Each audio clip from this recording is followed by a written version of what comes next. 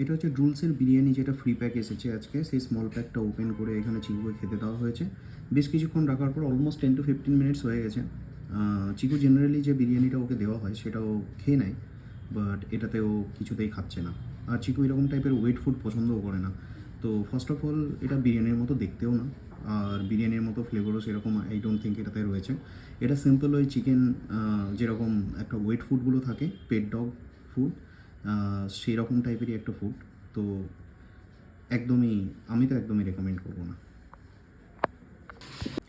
So finally চিকু যেটা normally যে বিরিয়ানিটা পছন্দ করে, তো সেটা ওপেন করার সময় এসে গেছে। কারণ ওই ফ্রি যেটা বিরিয়ানির নামে যে ওয়েট ফুডটা এসেছে, অ্যাকচুয়ালি ওরকমই ওয়েট টাইপের বিরিয়ানি এসেছে। একদমই রেকমেন্ড করবো না সেটা খাওয়ানোর জন্য।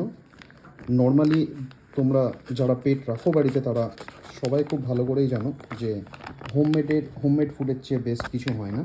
বাট যেরকম আমরাও নিজেদেরকে ট্রিট করি, সেরকম ওদেরকেও মাঝে মাঝে ট্রিট করানো উচিত। এটা যেমন দেখছো সারাস চিকেন বিরিয়ানি, এক্স্যাক্টলি বিরিয়ানির মতোই দেখতে।